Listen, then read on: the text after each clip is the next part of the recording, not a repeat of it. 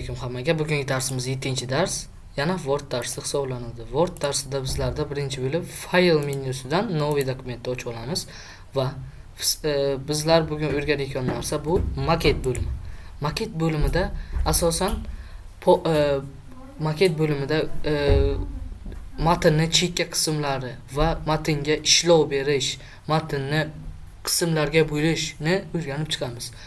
Birinchi bo'lib bizlar o'rganayotgan narsa bu polya bo'limi. Polya bo'limi 4 xil turga bo'linadi. Bizlar asosan обычный qism to'g'ri keladi. Узкий, средний, shirokiylarni hozir o'rganib chiqamiz. Обычный qismi asosan o'rta qismga mana shunday ko'rinishda yoziladi. Mana ko'rishingiz mumkin. Ana shu обычный qismi ana shu yerdan yoziladi. Узкий qismi esa chekka to'g'ri keladi. Chekkaroqqa to'g'ri kelishingiz mumkin. Agar средний qismi esa o'rta qismga to'g'ri keladi. Shirokий qismi esa juda ham o'rta. Shirokий degani mana harfni yozgan paytimiz, biron bir so'zlarni yozgan paytimiz shirokий qism faqat o'rtaga yozadi, ko'rishingiz mumkin.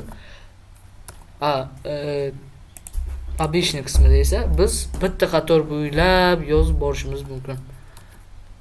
Keyin bizlarda shirokiydan keyin zerkalniy oyna bor. Zerkalniy degani bu kitob shaklidagi oyna degani.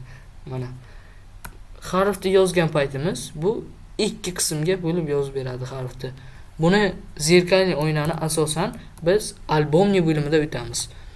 Keyingi qism orientatsiya. Orientatsiya degani bu knижный variant va albomniy variant. Knижный variantda biz asosan ishlaymiz. Albomniy variant esa albom varianti. Knижный variant kitob varianti deb ataladi. Albom variantida biz harflarni yozgan paytimiz ancha list katta hisoblanadi. Knижный variantda esa kichkina. Va yana bir narsa bor, razmer. Razmer degani bu har xil varaqning har xil turlari. Masalan, letter. Letter degani bu обычный o'zimizni varaq. Konvert degani. Konvert esa bu biron bir tabriknoma yoki taklifnoma yozish uchun bizga qo'l keladi. Yana A4. Biz asosan A4 variantda foydalanamiz. A5 kattaroq, B4, B5 esa juda ham katta hisoblanadi. Keyin bizda eng ko'p o'tilgan narsa bu kolonka.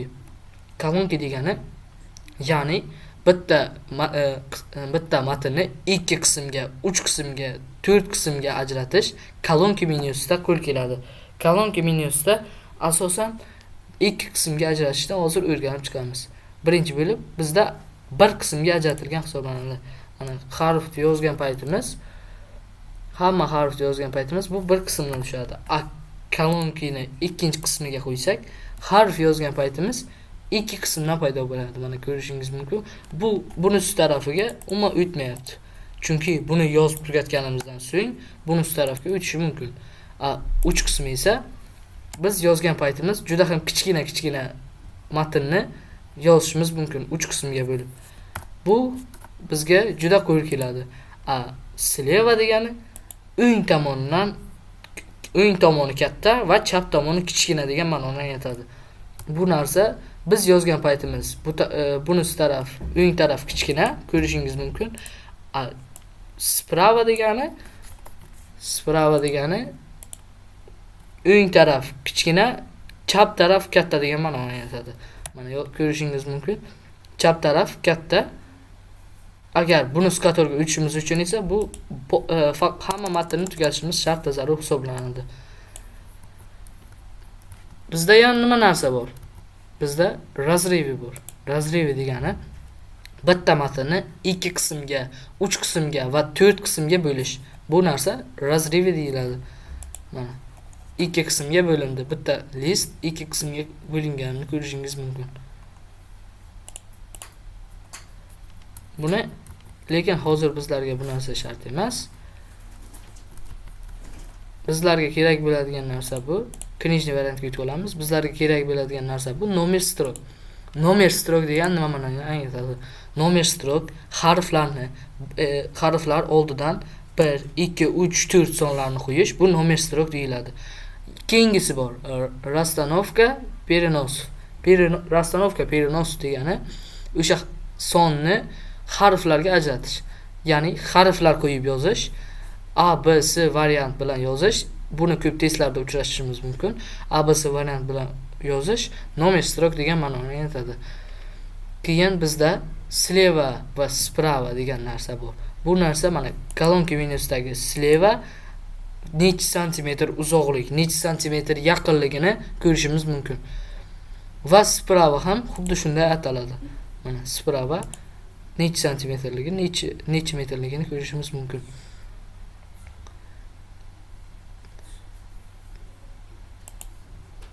Keyin oblast vedeniya. Oblast vedeniyani o'tgan darslarimizda ham tushuntirib o'tganmiz. Shu darsimizda ham tushuntirib o'taman. Oblast vedeniya degani bu o'sha rasmni matnni ustki qismi yoki ostki qismiga chiqarish.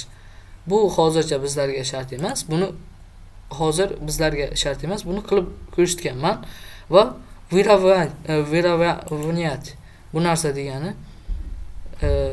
har xil turdagi matnni har xil jadvallarga bo'lish viravanyat deyiladi.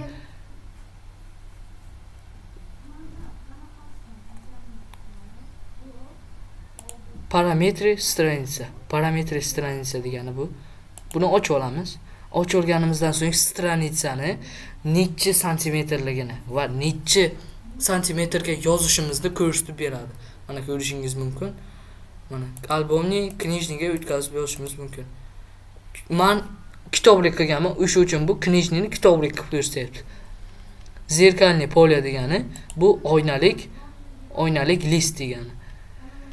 Hamma dokument va do konca dokument, oxirgacha dokument va hamma dokumentni ko'rishingiz mumkin. Va bular nima degani? Harflarning o'lchami va harflarning eni va bo'yini ko'rishimiz mumkin.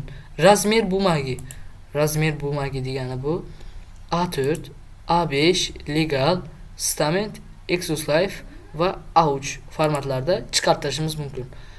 Buni po umlichayu qilsak, bu hamma narsa qilgan ishlarimiz o'chib ketadi. Shuning uchun bu shart emas. Keyin abzas menyusida biz ocha olamiz nastroykasini. Abzas degani bu nuqtadan keyin boshqa satrga o'tuvchi narsa, bu abzas deyiladi. Abzas ona tilida ham ko'rishimiz mumkin. Mana har xil turdagi qachon abzas tashlasak, o'shani nastroyka qilib olamiz. Keyin upardalcheniya bu degani mana bu yerda turgan hamma narsalar upardalcheniya deyiladi. Biz bularni ko'rishimiz mumkin. Va yana nima bor? Bular hali ochilmaydi, chunki biz bu maket bo'limiga rasm joylashtirsak, mana bu narsalar ochiladi. Buni ham qilib ko'rsataman вставка menyusidan, resunkidan, этот устройствоdan tanlaymiz va o'zimning rasmimni, mana shu rasmni tushirsak, kattalashtiramiz. Format resunki menyusi sразу ochiladi. Buni o'tgan darslarimda ko'rsatib o'tganman. Konstruktor menyusida, maket menyusida mana ko'rishingiz mumkin. Aytgan narsalarim ochildi. Buni matnni har xil, mana bu положение degani maket bo'limida ana shu narsa ham bor.